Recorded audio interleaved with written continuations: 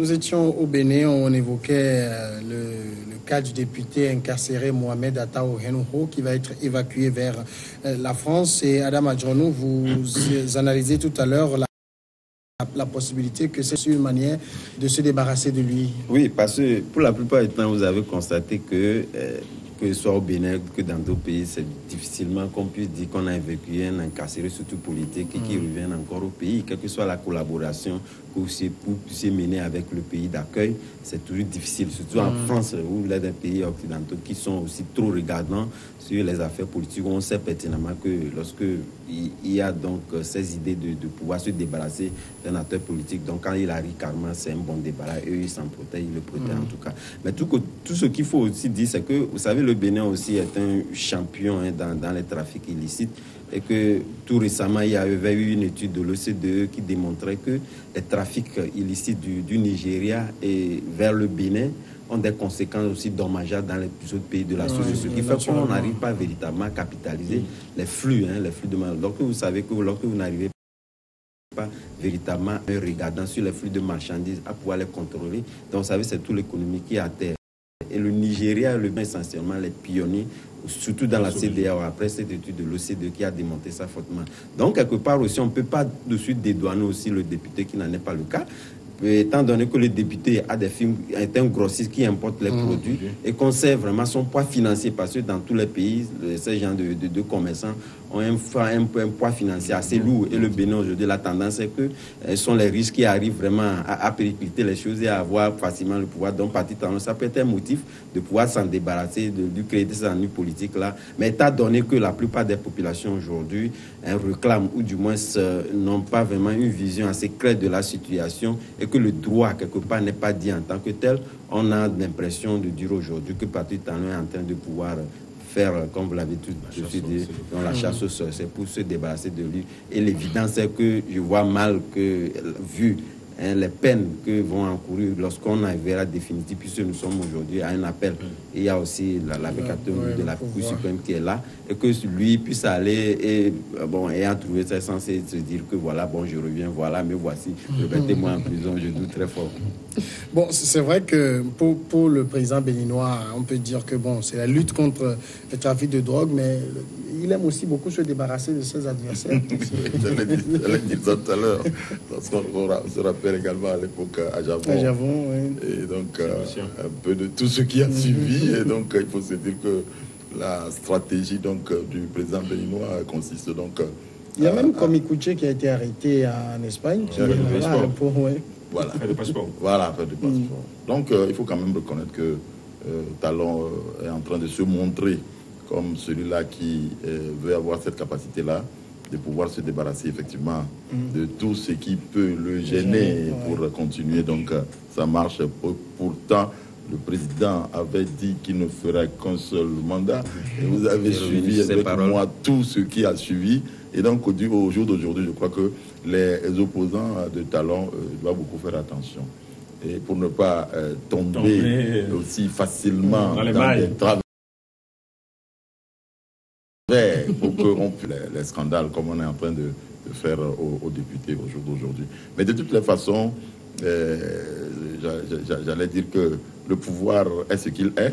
Et donc, il faut toujours faire très attention lorsque vous êtes en face d'un pouvoir qui a la répression ou bien qui a la manière donc de savoir comment on se débarrasse très gentiment de tous ceux qui vont gêner. Et donc, c'est à eux de beaucoup faire attention, à ce qu'ils font là-bas.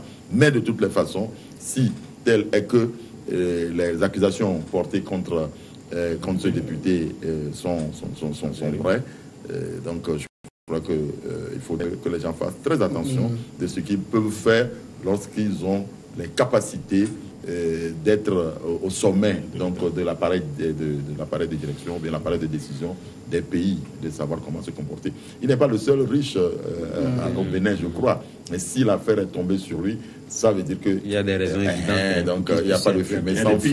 Oui, c'est vrai que dans cette affaire aussi, il y a beaucoup d'autres personnes qui ont été condamnées, notamment des Indiens. Oui, tout à fait. Parce que ça ne se fait pas toujours, c'est toujours lié. Mais Pasteur Edo, c'est vrai que si on veut fouiller dans le patrimoine des riches hommes du Bénin, celui qui est au pouvoir actuellement, on peut lui trouver beaucoup de griefs. J'allais même en venir. Justement, vous savez, Talon étant un homme d'affaires et que, étant maintenant au pouvoir, il veut tout faire pour se débarrasser. Enfin, pour être lui seul, quoi, lui seul à la commande, avec Sébastien qui aujourd'hui en France aussi, en France, donc Atao qui rejoint Adjabo en France. Et puis il y a aussi l'autre là, Zinsou, qui refuse de rentrer au Bénin désormais parce qu'on le recherche aussi pour une affaire. Donc vous voyez tout ça là contre Bomaf, justement. Donc il faut savoir raison garder, mais quand même pour dire que ce qui se passe au Bénin, ça peut... Ça fait mal. Les Togolais sont très admiratifs du Bénin quand même. Oui, mais on est très admiratifs. Vous savez pourquoi on est admiratifs du Bénin? Pour l'alternance, c'est tout. Non, seulement pour l'alternance, mais les Béninois savent sanctionner. Sanctionnent très bien. Patrick Talon sait que là, à la prochaine élection, si le jeu est clair, les Béninois commencent par le dire. S'il peut faire tout ça, il est capable aussi de manipuler les résultats. Mais de toutes les façons, c'est un peu... C'est difficile. C'est difficile. Bon, donc c'est pour dire que le réseau, il y a des ramifications. Donc quand on fouille bien, vous savez, les hommes d'affaires, les gens ne réussissent pas leurs affaires sans le faux. Aucun homme d'affaires n'est sain. Il n'y a nulle part. Nulle part au monde. Il peut même être pasteur. Non, on trouvera toujours du faux, une partie du faux, parce que c'est ça qui fait les hommes riches. C'est vrai, c'est difficile de trouver un homme d'affaires. Donc là, s'il faut fouiller tous les hommes d'affaires, si on scrute bien, on va retrouver toujours à dire sur tout ça. Donc aujourd'hui, c'est le cas. Hier, c'était à Yavo. Aujourd'hui, c'est le cas de à qui le tout, demain. C'est la question qu'on se pose, Adam. Oui. Vous savez, Patrick Talon, étant donné qu'il lui-même a beaucoup fait l'environnement des affaires au Bénin, sait vraiment comment ça fonctionne aujourd'hui, s'il arrive vraiment facilement à pouvoir débusquer un certain nombre de personnages qui s'invitent dans ce dossier-là, c'est parce que lui-même est en fait. Et vous vous en souvenez, il n'y a pas longtemps, lui-même a pris un peu de recul ou un écart entre lui et ses affaires avant de pouvoir poser carrément les jalons pour pouvoir débusquer ces gens-là. Mais tout compte fait, c'est que de peu ou de loin, c'est parce qu'aujourd'hui, il est aux affaires qu'on n'arrive pas véritablement à lui trouver dans des artifices pour pouvoir vraiment le mettre. C'est que Patrick Talon lui-même sait qu'il n'est pas sain, il n'est pas véritablement sain dans les zones ou dans l'environnement des affaires au Bénin. Et aujourd'hui, tenez-vous bien, lorsque Patrick Talon, c'est vrai que si lui-même, étant donné qu'il est revenu aujourd'hui sur ses propos de second mandat et tout, c'est qu'il sait pertinemment que les gens pourraient éventuellement, lorsqu'il quitterait le pouvoir, lui créer des ennuis. Et véritablement, il faudrait quand même les tenir au col, pouvoir les coller un certain nombre de choses, parce que de près ou de loin, tous ces hommes-là un peu sont liés. Patrick Talon étant passé par eux, parce que les affaires, même si tel autre est dans tel domaine, les domaines ont toujours des points de convergence.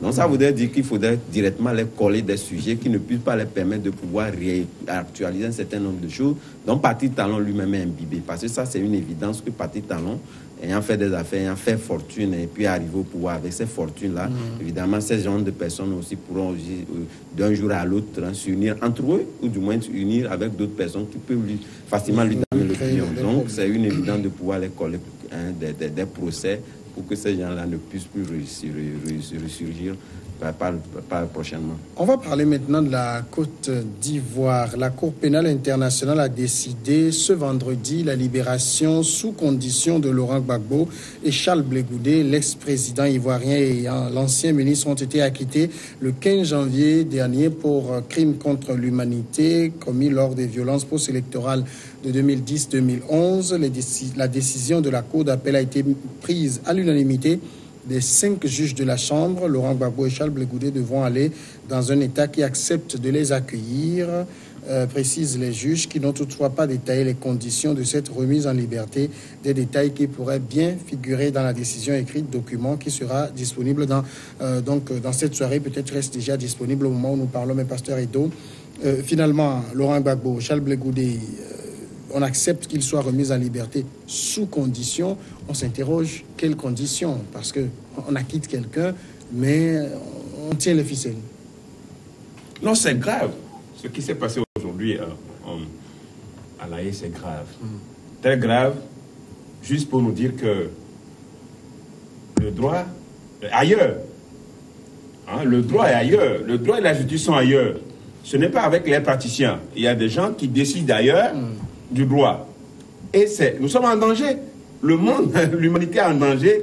Si c'est comme ça, la loi doit fonctionner. Le droit doit fonctionner.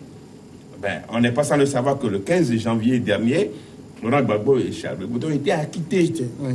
Ont été acquittés des crimes contre l'humanité qui leur étaient collés pendant les violences électorales.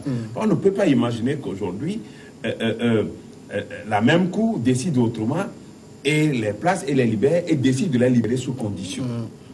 Mais sous condition. Et là, qu'est-ce qui s'est passé pour que nous puissions assister à ce tel virage? Personne ne pourra comprendre. Donc c'est dire que Laurent Gbagbo et Charles Blé Goudé sont aujourd'hui des otages de la communauté internationale. Et c'est la CPI qui est en train de se compromettre. Parce que avec cette décision, nous tous, on avait cru que, bon... vous allez sortir immédiatement. Bien sûr, et que la CPI est revenue pour dire le droit et pour se blanchir en quelque sorte. Mais aujourd'hui, avec ce qu'on vient de faire, on dirait qu'il y a d'autres personnes qui sont...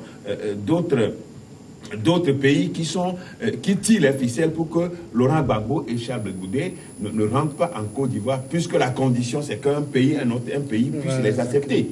Alors, on a vu le 15 janvier dernier l'engouement que cela suscite, non seulement en Côte d'Ivoire, en Afrique et même dans le monde entier. Donc, je crois quand même que, est-ce que rapidement, à l'état-major de la Côte d'Ivoire, du gouvernement de la Côte d'Ivoire, on a pris des mesures pour dire que non, avec ça, ce qui se passe là, est-ce qu'il faut revoir la décision pour que Laurent Gbagbo et Charles Blé Goudé ne rentrent pas en Côte d'Ivoire. Mais l'engouement que cela va susciter pour propulser la réconciliation en Côte d'Ivoire, je crois que ça va s'éteindre très rapidement avec ce qui se passe là, parce qu'on n'est pas en train de voir Laurent Gbagbo et Charles Blé Goudé aller dans un autre pays. En tout cas, Laurent Gbagbo n'acceptera pas rentrer dans un autre pays. On n'est pas en train de le voir aller en Belgique ou dans un autre pays. En Belgique, il a sa femme, sa seconde femme. Ouais, bien sûr, mais c'est sa seconde femme, ça ne veut pas, ce n'est pas chez lui. Ce n'est pas chez lui, ce n'est pas à Côte d'Ivoire. Donc, c'est pour dire que ce qui vient de se passer, ça risque de compromettre la chance de réconciliation que nous tous, nous avons salué tout dernièrement. Donc, ça fait très mal et c'est dommage que en Afrique aujourd'hui, en principe, il doit y avoir en principe, on doit se soulever en Afrique pour dire non, en principe, pour dire non à cela. Ce dédouanement, l'Afrique est très loin de la haine. Bien sûr, mais tout ce qu'on fait en Afrique, ça se voit dans le monde. Libération sous condition, est-ce que ça avait clairement dit vous n'allez pas en Côte d'Ivoire? Sam, c'est proprement scandaleux ce qui se passe aujourd'hui au niveau de la CPI. Parce que si on voudrait voir Gbagbo comme en liberté provisoire pour d'éventuels appels pour procès, le meilleur endroit pour que Gbagbo puisse être plus visible dans les loups de la communauté internationale ou de la CPI, c'est son pays.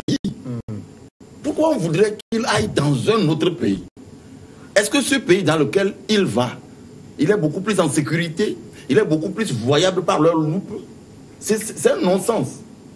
Et puis de deux, quelqu'un que vous arrêtez en 2011, vous passez 5 ans à fouiller pour voir quels sont les crimes que nous voulons lui imputer. Déjà, on lui dit crime contre l'humanité. Oui. Et on passe 5 ans pour rechercher les preuves de ce crime contre l'humanité. Et en 2016, on commence un procès. Pendant 2 ans, on juge un monsieur et la Cour n'est pas parvenue à identifier la véracité des faits qu'on lui a. Et déjà, à la fin du procès, on a acquitté Gbagbo.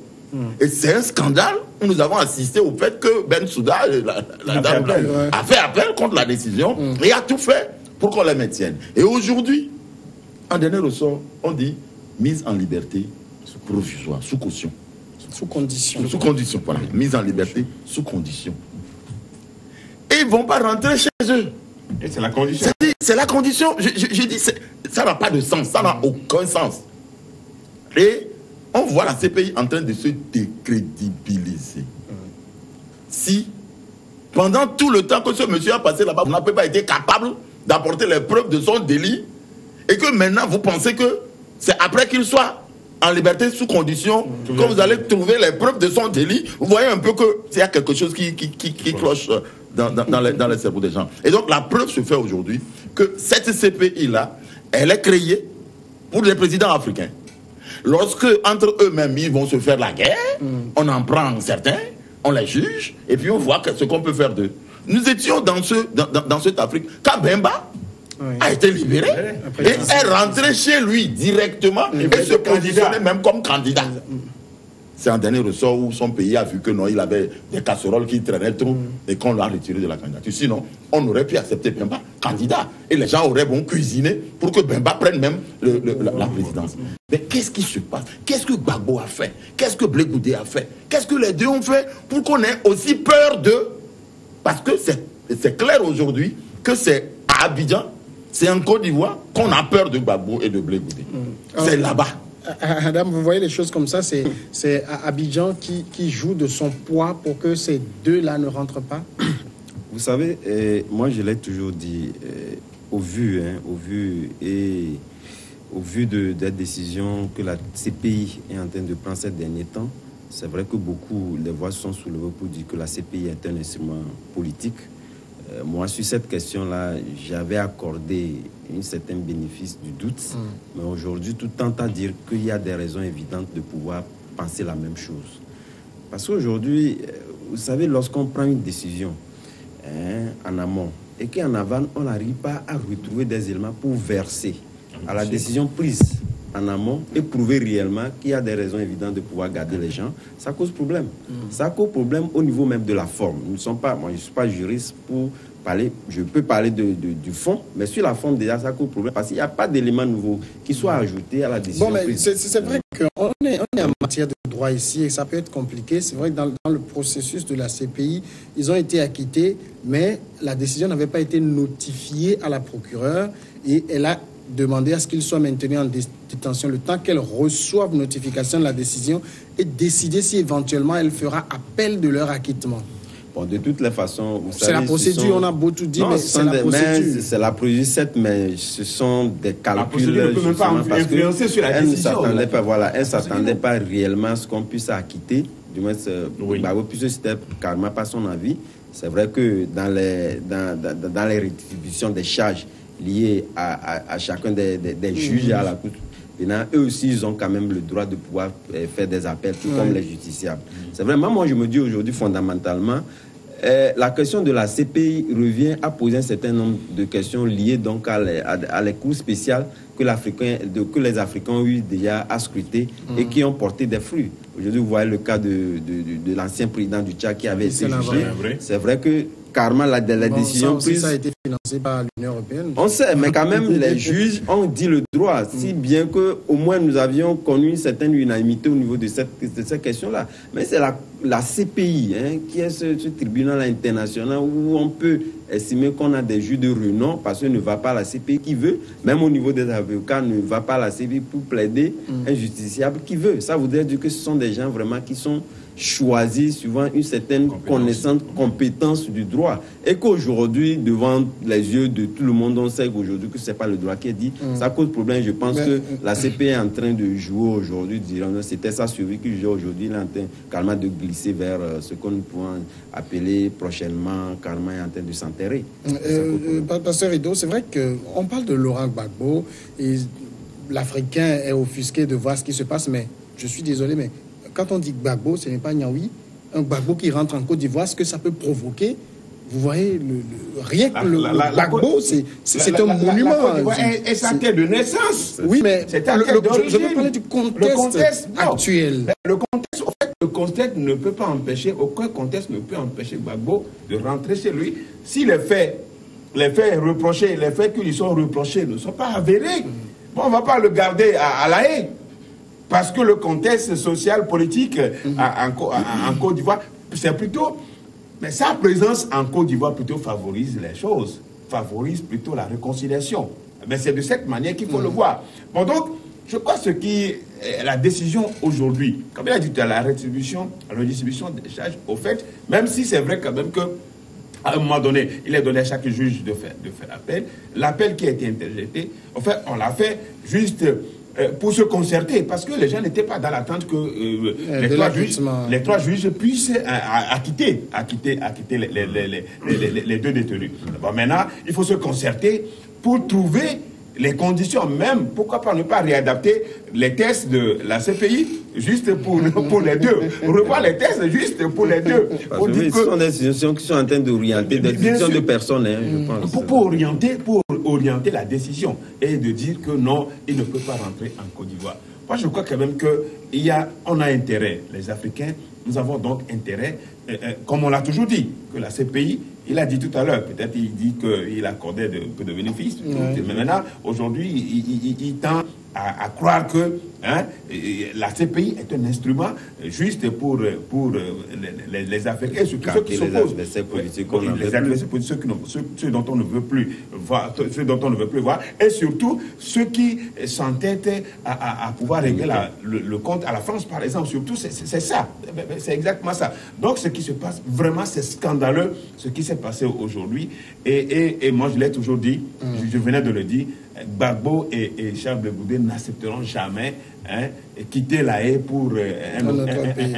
Justement, vas-y, et c'est la Côte d'Ivoire qui va en partir, parce que nous tout partait pour que l'apaisement revienne avec l'arrivée, mais avec ces décisions, la Cour internationale a été de jouer un jeu trouble, mais qui va certainement le rattraper. C'est vrai, Basile, est-ce que Charles Blé Goudé et Laurent Gbagbo ne sont pas actuellement face à un dilemme, accepter la libération sous condition d'y aller ailleurs, ou bien dire niet, si vous nous avez acquittés, on doit rentrer chez nous? Je crois que jusqu'à ce jour, les deux prévenus ont déjà affiché leur intention de ne pas accepter aller vivre dans un autre pays que la Côte d'Ivoire après leur libération. Ils se sont dit, soit vous nous gardez là-bas, dans les geôles de la CPI, et vous continuez par faire ce que vous voulez dire, mais que nous ne quitterons là pour aller dans aucun autre pays que la Côte d'Ivoire. C'est suffisamment clair. La question se pose en termes de... Je ne comprends pas. Je ne comprends pas. On veut quoi pour la Côte d'Ivoire? Est-ce que le président ivoirien se rend compte que ce qu'il est en train de créer ne favorise pas la réconciliation dans son pays? Bon, là, vous l'accusez carrément. Non, je le dis clairement. On ne peut pas trouver ailleurs. C'est à lui d'influencer cette décision-là. Mon pays est prêt à accueillir mon compatriote. Quand la décision d'acquittement avait été prononcée, les autorités ivoiriennes ont dit il leur appartient de décider de revenir ou non, mais qu'ils ont une pensée, qu'elles ont une pensée pour les victimes. Bon, c'est vrai qu'on a compris que c'est la langue de bois. Oui, bien sûr, justement, c'est la politique. La politique. Normalement, moi, je crois que c'est à la Côte d'Ivoire de faire... De tendre les bras. Connaissant le climat entre Gbagbo et Ouattara. Moi, je me dis, si Ouattara, aujourd'hui, agit de cette façon, la réconciliation en Côte d'Ivoire sera automatique. Oui. C'est-à-dire, dès l'instant où Ouattara dira « J'accepte accueillir mon compatriote chez moi, malgré tout ce que vous êtes en train de dire, je vous dis la réconciliation en Côte d'Ivoire, elle est établie. Oui. Il n'y a plus à organiser, je ne sais quel... CBJR ou... Il n'y en aura plus. Gbagbo reviendra et saura que... Mais c'est Ouattara qui a accepté que je vienne. Et les armes vont lui tomber en ça, il faut une décision politique.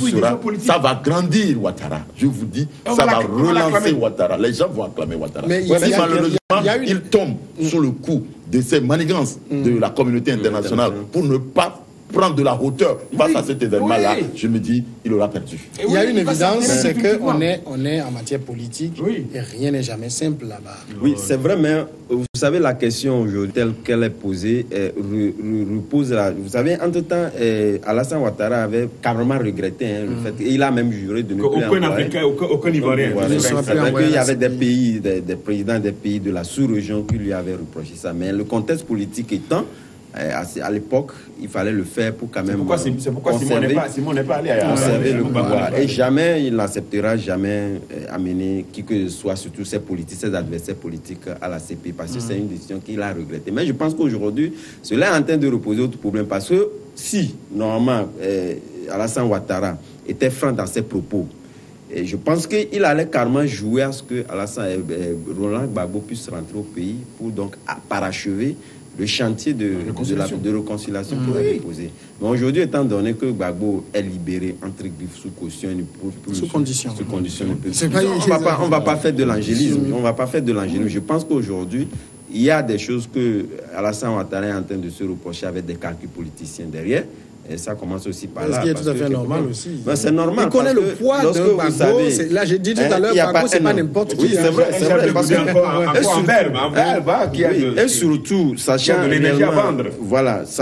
réellement le poids au niveau de la mobilisation, ou du moins le poids politique de Laurent Gbagbo, il y a de quoi avoir peur. Et surtout que le gars aujourd'hui n'a pas une position assez claire sur ces ambitions politiques, surtout sur 2020, où la jeunesse d'ailleurs même est en train de faire aussi des calculs par derrière. Si le monsieur voulant se positionner en 2020, qu'est-ce que l'on doit faire? Parce que vous avez aujourd'hui les cas.